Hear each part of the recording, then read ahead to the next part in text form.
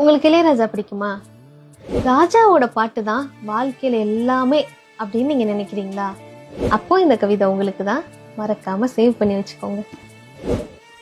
இளையராஜாவிடமிருந்து AR ரஹ்மானுக்கோ Yuvan Shankar ராஜாவுக்கோ நான் மதம் மாறி விட வேண்டிய நேரம் வந்துவிட்டதென்றே நினைக்கிறேன். என் காயங்களின் மேல் அவர் கண்ணீரின் உப்பை தடவுகிறார். என் குழப்பமான பாதைகளின் வரைபடத்தை அவர் இன்னும் குழப்பமாக்குகிறார். என் மயக்கங்களின் மூட்டங்களில் அவர் ஒரு பனிப்படலத்தை கொண்டு வருகிறார். நான் என் கொலைக்கருவியை கூர்த்தீட்டும் போது அருகில் ஒரு ஆப்பிளை கொண்டு வந்து வைக்கிறார்.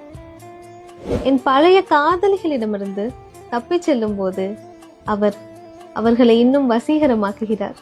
என் புதிய காதல்கள் மேல் அவர் எனக்கு அதீதமான நம்பிக்கைகளை ஊட்டுகிறார். என் தற்கொலை கயிற்றின் முடிச்சுகளை அவர் ஒவ்வொரு முறையும் அவிழ்த்து விடுகிறார். கசப்பின் புதர் மண்டிய உலகில் அவர் என்னை ஒரு தொட்டாச்சினுங்கியாக மாற்றுகிறார்.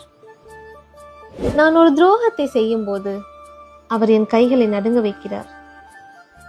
என் பயண வழிகளில் அவர் என்னை ஊர் போய் சேர விடாமல் தடுக்கிறார். நான் திரும்ப விரும்பாத என் பாலியத்திற்கு அவர் திரும்பி போகச் செய்கிறார். என் மோகத்தின் நெருப்பில் என்னை ஒரு விறகாக பயன்படுத்துகிறார். நான் மழையில் நனையும் போது மழையின் சப்தத்தில் அவர் தன் வயலினை கலந்து விடுகிறார். நான் உறுதிமிக்க மனிதனாக, இதயமற்ற மனிதனாக, கண்ணீரற்ற மனிதனாக இருக்க விரும்புகிறேன். இளையராஜாவுக்கு தெரியாமல் நான் எங்கே ஓடி ஒளிந்து கொண்டாலும் இளையராஜா அங்கே வந்து விடுகிறார். 100 பௌர்ணமிகளின் வெளிச்சம், கவிஞர் மனுஷ்யபுத்திரன்.